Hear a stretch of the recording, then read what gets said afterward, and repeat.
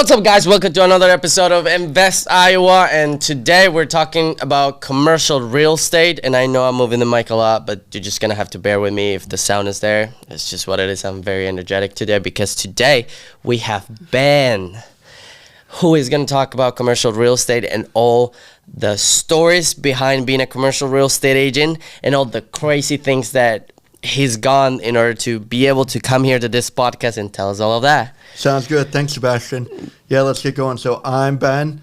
I'm at Remax Precision, wrapping up year number 5, and kind of loving the commercial sector and the investment side. It's a lot, like Sebastian said, a lot of crazy stuff is happening, and I've got stories left and right to talk about if we have time about all of this. Okay, so let's start with the beginning, of course. How do you get involved into real estate? So I grew up in small town Minnesota, up in Brainerd. Paul Bunyan, birthplace of Paul Bunyan, the fictional character in Babe the Blue Ox.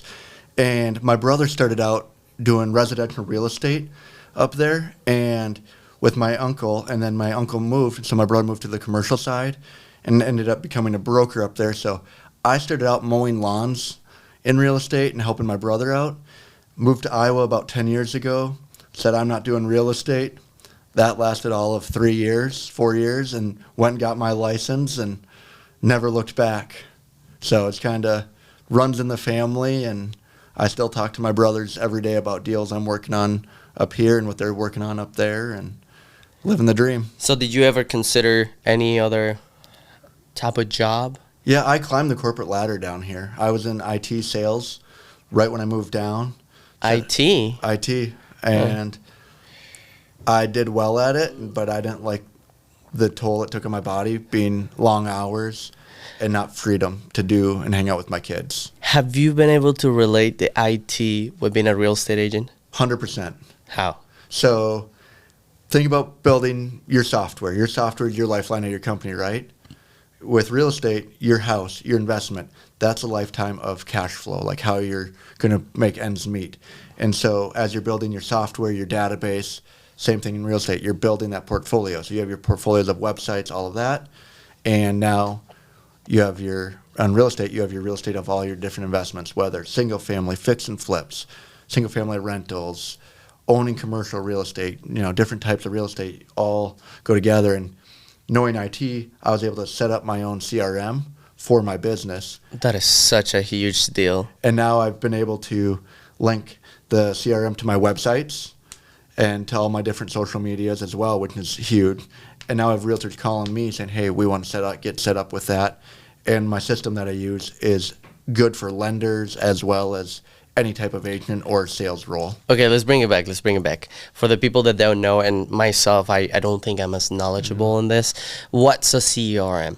So it's my customer relational management. So everybody that I talk to about buying houses, buying real estate, all of their information is in there. So then I can say, hey, I need to email Sebastian 2 p.m. on a Friday about this property. It goes in there and it automates, so 2 p.m. So then I always have contact with my client, so I'm not dropping the ball with them, and I can follow up 6 months after they buy a property from me. A year, I know their birthdays, can send them cards. So I always stay top of their game, because if I'm only doing real estate and doing one deal with you, what good am I? I want to be the guy that's, hey, Ben helped us buy this fix and flip. We want to buy another one. Ben helped us do this. We keep going and still staying in contact with them. Okay, so it's an easy way to have automated systems. Yep, and I can send you birthday cards on your birthdays. And you don't even have to, it's just automated. It just goes. You don't have to be aware of it. Yep. Oh, that's definitely a deal breaker. It's huge. Yeah, so it's nice because I'm one guy. I'm going to forget your birthdays. I mean, I forget my wife's birthday, And so being able to, hey, it's your 1-year anniversary of buying your first flip house or buying your first apartment complex or buying your first piece of real estate with me. Here's an anniversary card. Here's something along those lines that we can do, and I can tailor it to each individual. So if you're my good buyer that's buying up apartment complexes, I'm going to, do your birthdays, your anniversaries, your wife's birthdays, when you bought your first property with me, every 6 months you're going to get a card in the mail from me. And if it's like, hey, I'm buying a flip home, every 9 to 12 months you're going to get a anniversary card from me, which is kind of nice because, hey, we bought that. Now who do we call when we want to buy number 2? Right. Thinking about me. That makes a lot of sense. Because I definitely I have conversations with a lot of realtors, and the biggest struggle is like building a good CRM and then being able to reach out to those clients constantly. Because I see a lot of them like, oh, I'm making phone calls, and you have to make 500 phone calls in 1 week. Like it's hard. If you say you make 20 calls in a week, so 4 calls a day, Monday through Friday, that's it, 4 calls a day, you might get 1 meeting, 1 appointment, all of that. If you can automate it, you can get a lot more there because you can cast a wider net. And if you cast a wider net, more fish, and then you can funnel those fish right into your boat, which is really nice. How does commercial real estate knock the door? So, like, how does it, like, keep going, or how do I... Right. So you told me that your family, of course, has this real estate background, right? Are they also involved with commercial real estate? That all I do is commercial. Oh, okay. So your background was already commercial real estate. Yes, sir. All background is commercial.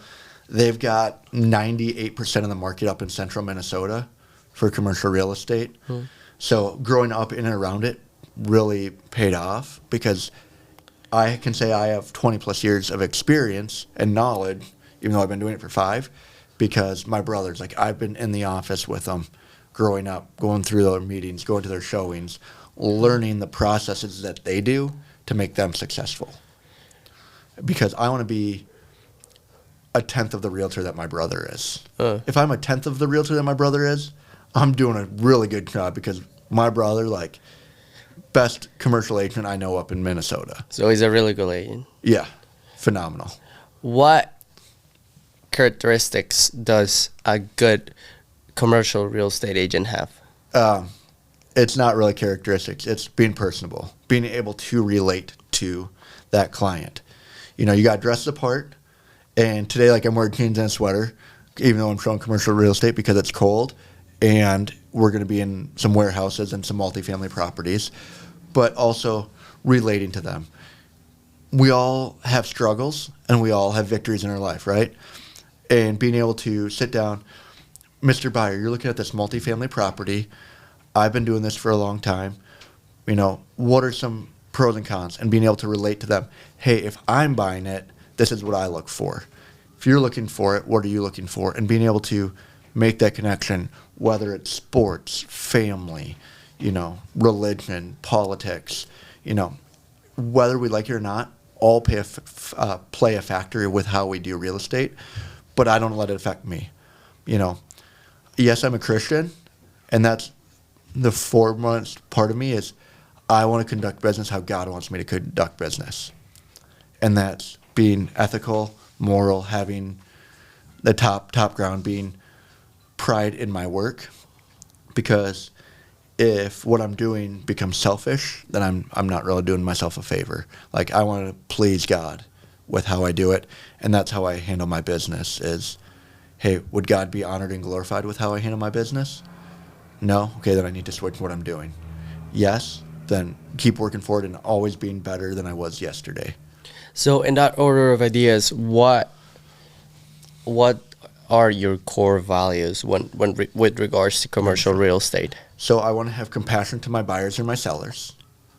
I want to understand them. So are you familiar with the Boys and Girls Club? No, I am not. So the Boys and Girls Club, it's like after school program. They have respect, integrity, compassion, and excellence. That's their rice. That's what I go by. I want to have respect for my people. I want to have integrity. That people are calling back, people are referring business. Compassion for you guys. I don't know what you're going for. Why are you selling this property? Oh my goodness, you're having a hard time financially? That's horrible. Yes, let me help you take that burden with you because we're in this together. And then you have that compassion, then you have excellence. I want to give you top-notch service, whether on the buy side, sell side. Call me, text me, email me, send me Facebook messages. I'll get back to you as soon as I can if I can't answer my phone. But less than 24 hours, you're going to have a call or a text back from me. And that goes a long ways. Even there's some agents that won't answer their phones on Sundays.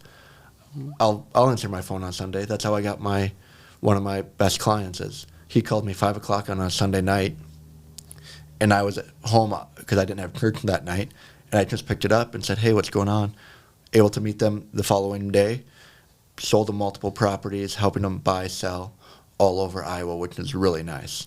Just being able to provide that service for them. Okay, yeah, I feel that human connections definitely interact with the people that, Yep. with the way that people conduct Yes, sir. businesses, and if you're doing well, it feels like your core values are there and Yes, they're sir. very well established. How do you? So when you meet real estate agents, how do you know? Just from experience, is there something that tells you, oh, that's a good real estate agent? How they talk to me on the phone, number one, before we even meet. If I pick up the phone, call you, hey, Sebastian, let's get together, talk real estate. And if they don't give you the time of day, they're rude on the phone, that, might not be a good sign. It could be they're having a bad day. But if they can't relate, there's that. They don't have that human connection, because we're all people person. I'm right here in the flesh. Call me, Facebook me, and being able to not act like a know-it-all.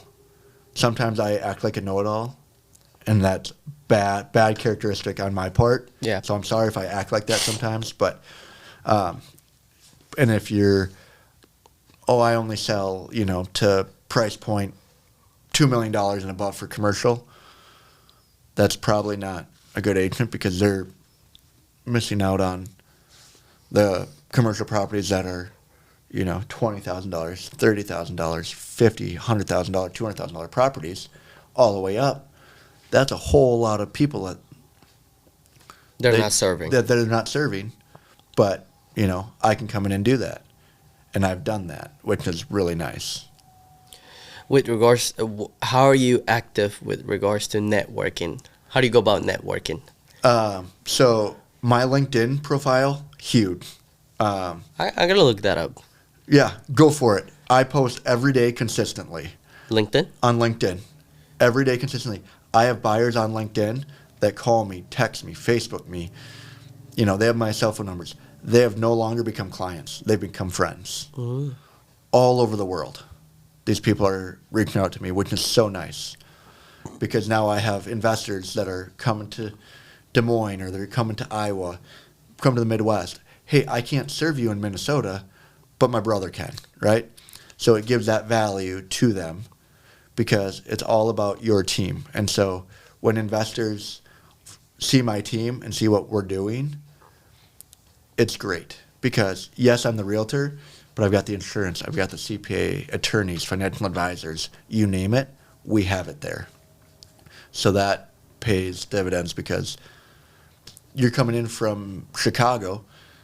What are you going to do? Google, hey, a local insurance agent? Right. 50 names are going to come up.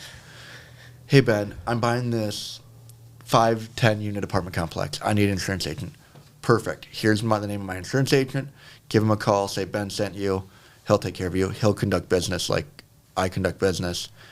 So we have that good relationship with that. Okay, I am very intrigued with what you just said, because I'm a big believer of Facebook, YouTube, Instagram. Like, although some of them are better than the others, all Right. social platforms 100%.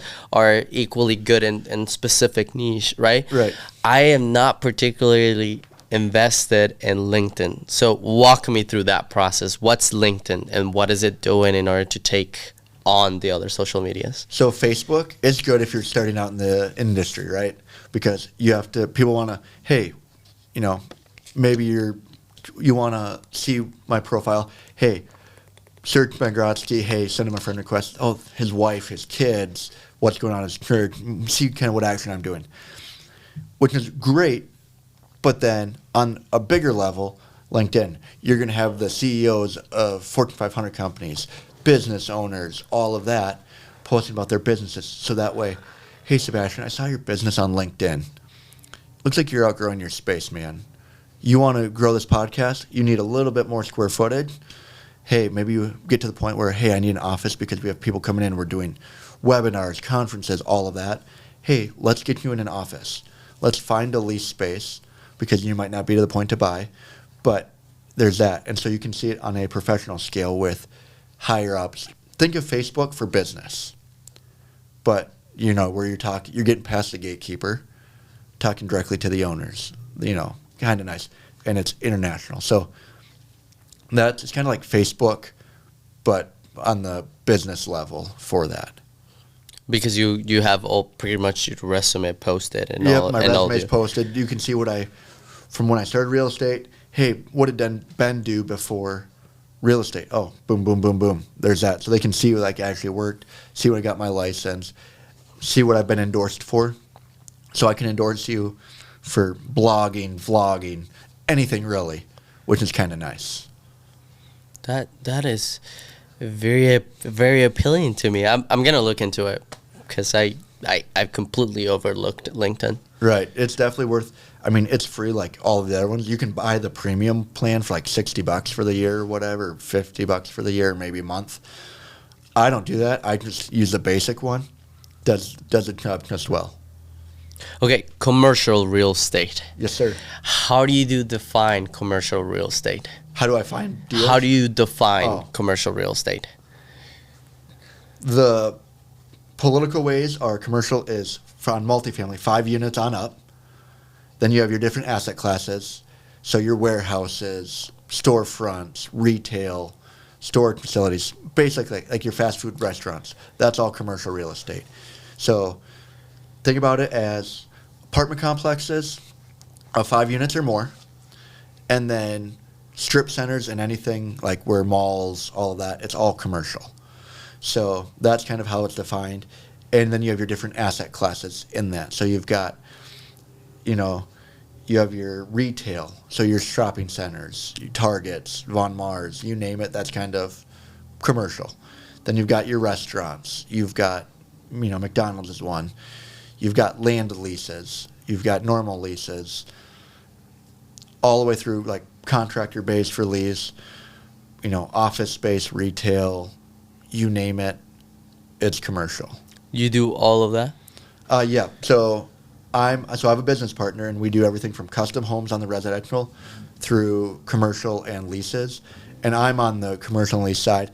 And so I've done everything from multifamily and storefronts to done leases for like Anytime Fitness up in Ankeny and anything like that. So I kind of am on the commercial side. And if I don't know, good thing about me is I have agents and other brokerages, and even at my brokerage, that can help me, that know that asset class better than I do to help make ends and work together with that. Do you ever sell do you ever sell residential? I do. If I have to, for my business partner, if I'm covering for him. But on like the fix and flip single family homes, I'll sell because I love those. Duplexes, threeplexes, fourplexes, that's all residential. So yes, I do. So you're not afraid. So if you I'm find not afraid to. 1, 2, 3, 4, 5 doors, whatever, you'll take it. I'll take it. I mean, I did a deal up in Boone. It was a storefront with 4 units above for upper story housing that we closed on last year for about $20,000 for it, for the entire building. So I was touring this house the other day with one of my buddies, and the house was so bad. It had trash all over the place, right? Right on. My favorite. You will walk on this property and it will just be floated with shirts, food, rats, like cockroaches, like you name it. You name it, and the value of this property just decreases so much because it's had homeless people living in it. It's been vacant for more than a year. And then my buddy called me and he said, I need you to come with me because I'm not going in the basement of that property by myself. Right. We went in that place, and indeed, I would have not gone myself there because the amount of pollution and things, and like anybody could be living there. Right. Right. Yeah, So- safety first. Based on that story, have you have any encounters like that on commercial properties? So I had two of the ones in Boone that I've sold, I had completely destroyed inside, stuff everywhere. People were squatting in it. Solar panels hooked up through like a battery, like totally not safe at all, fire hazards. There was gun magazines, so like for the guns, for like a 9mm was laying on the floor. Do you have to call the police for that? I did. You did. I did, because I'm like, I don't know what's going on. I'd rather be safe than sorry. Like, my safety is number one. My client's safety is number one. So I'm going to make sure we're all taken care of. And thankfully, my clients were very protected. We'll put it that way. So we were safe, and I wasn't too scared. But when you're finding weapons like that and like parts of guns, who knows what you're going to find? Yeah. So yeah, I've had to call the police a few times on a few different properties. And same with the 10 unit up in Boone, we had to have the police come and ask somebody to leave. But no, it doesn't bother me, but I'm making sure I'm taking care of myself, because I want to come home to my wife and kids, and they want me to come home. So I always try to make sure people know where I'm at all times, and that I'm not in positions of, life-threatening with that. Right. Yeah, that's why realtors are taught that they have to realtor anybody here, and then the first time that you walk with a realtor, you're like, why are you screaming so loud? And know a couple people that have been in situations like that because they don't take the proper Right. safety measures. So, Right. but those properties are usually in discount Right. because people don't want them. And my clients want them, Yeah. which is great. How long does it take for a property like that to close?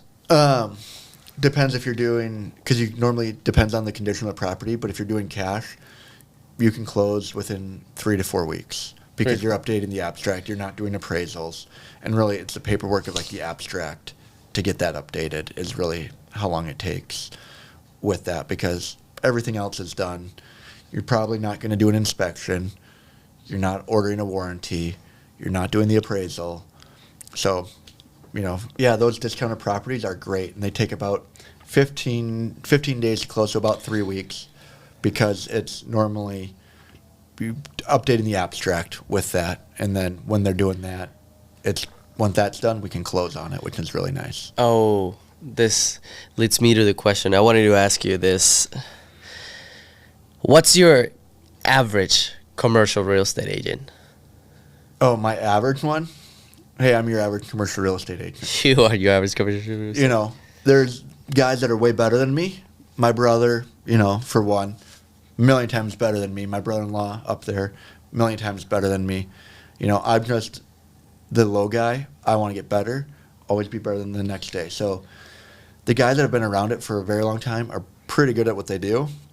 But for those agents that are getting in and moving forward, just take it one day at a time. Get better than you were yesterday. Get better than you were last year. Now that we're coming to 2023, get better than I was in 2022. 2022 was a decent year for me in commercial real estate. I want to be better. Right. So, just one day at a time, one foot in front of the other, one step at a time. And what is your average customer for commercial real estate? Oh. So, working with a lot of investors are pretty good. They're mostly investors? A lot. I've done a dentist office, wasn't a pretty cool one. So I was able to list a property over in Council Bluffs, Iowa, called the business next door, and they bought it. So I was able to facilitate that entire transaction that was there. One of the best ones was I did the lease for Anytime Fitness up in Ankeny in the Prairie Trail area, which was pretty cool because they came to me. And so being able to relate, you can tell by my body that I work out all the time. Not really, but just being able to talk with them. So being like, those are my average customers. Like, there's a customer's a customer. There's no average ones. My customers are 100% of my lifeline. Without them, I don't have a business. So all my customers are good customers for me. Do you feel you have relationships with all of them equally, or is it more like depending on who it is? Like Some of them I have better relationships with, just because I can relate more to them. Like my dentist in Council Bluffs, we've talked on the phone, we've met in person. I've done FaceTime with them, but I've never gone out to eat with them. Whereas like I have clients here in Des Moines that I can call, hey, let's go out to eat, let's go to lunch, supper. I got invited to India with one of my clients that I had to turn down. So being able to have those types of relationships too is pretty nice. Right. So it pretty much depends on how much they allow you to connect with you. Right, 100%. How do you describe commercial properties in terms of the current situation in the market? So how the market is, so depending on the asset class, so big one right now, contractor boxes, the 2,000, 3,000 square foot bays with a bay door, little office, that's a hot commodity right now. Self-storage is a big one. Those are some of the bigger ones. Multifamilies tapering off, but still moving and still trading at different price points. So it just depends on the lending, on what the lenders will allow for them if they have to go that way. But it all still moves, some faster than others, but that's fine, because if something's going to move quick, I need something to fill my pipeline, and I can kind of make my pipeline at the speed I want with the growth that I need. Gotcha. What are your predictions for next year? What do you see coming up in terms of just commercial? I just want to talk about commercial. I don't even want to get into that. There's other experts that are better at that. I think multifamily will slow down, and like the commercial, I'm going to say single family rentals, like the people that are selling off 5, 10, 15, 20 houses, that they're all their rentals, will pick up some because we have a need for housing. But I think it'll level off, and some of the hot commodities will be the industrial next year, storage facilities, contractor stuff like that. Why do you think that is? Contractors need places to put their stuff and equipment, and they're growing with all the new construction happening. Like, these guys need places to office out of, because you can't office out of your house, because where are you going to park all your trucks? Where are you going to have your inventory?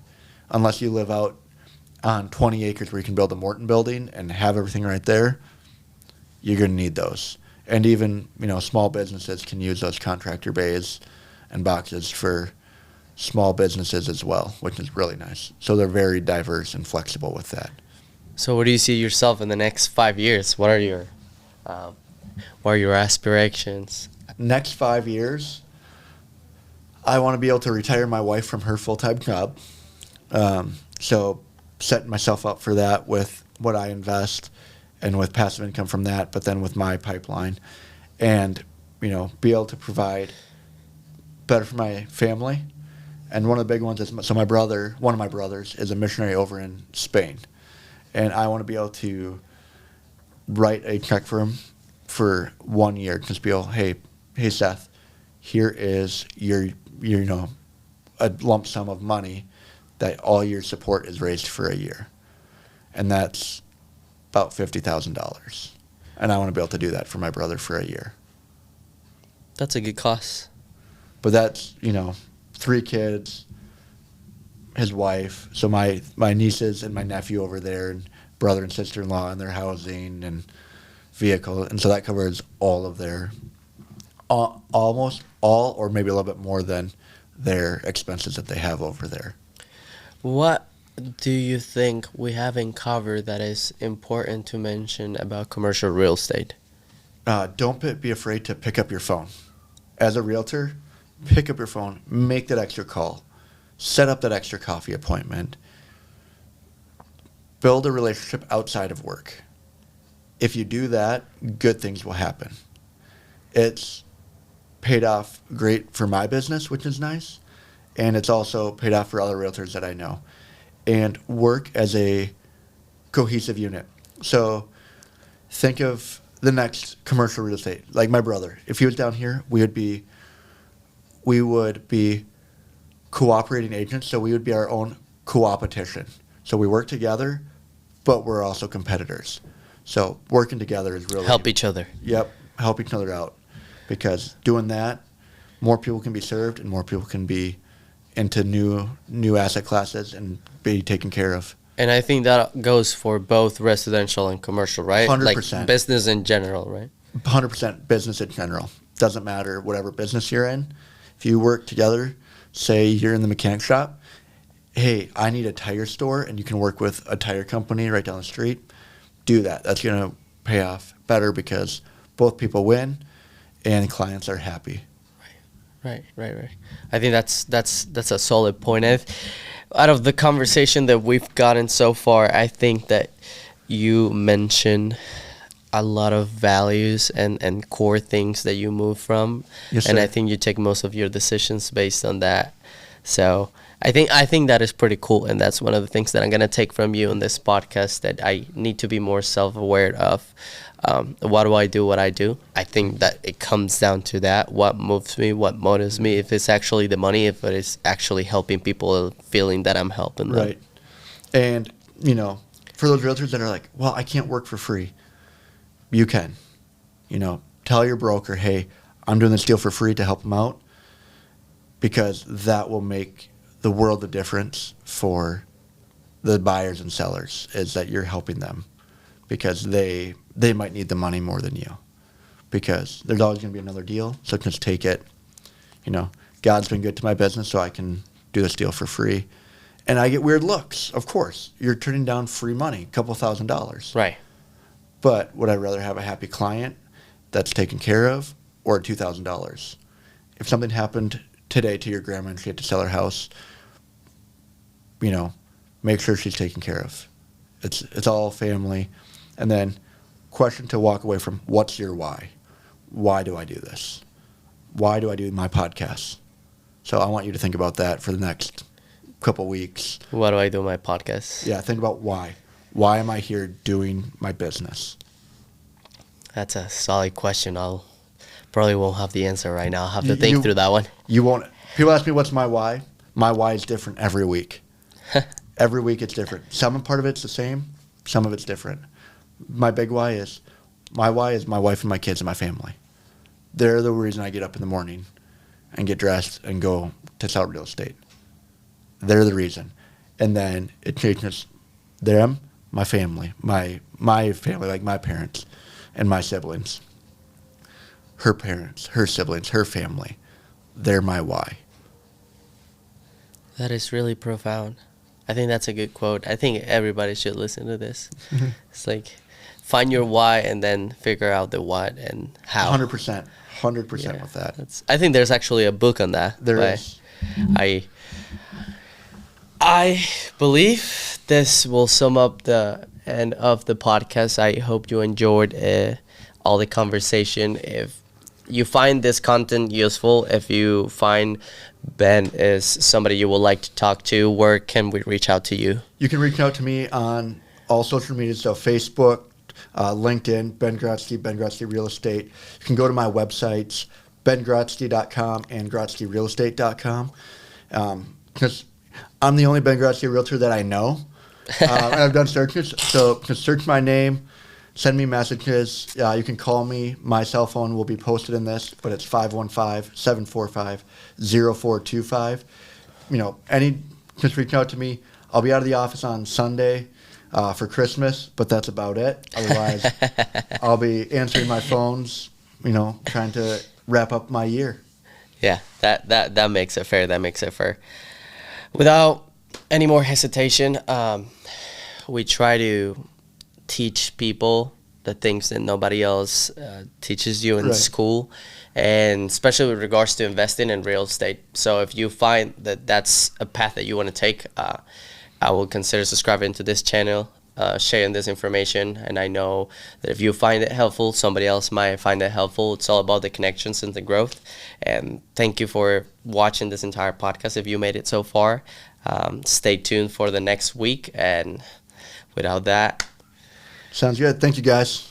thank you for coming, man. I appreciate Absolutely. it. It was really fun having you, and I think you had some really good questions and some really good answers. Sounds good. Thank you for having me. I greatly appreciate it. It was a blast doing this. I'll have to do it again sometime. Yeah, we'll have to do it again once we figure out my why. That's right.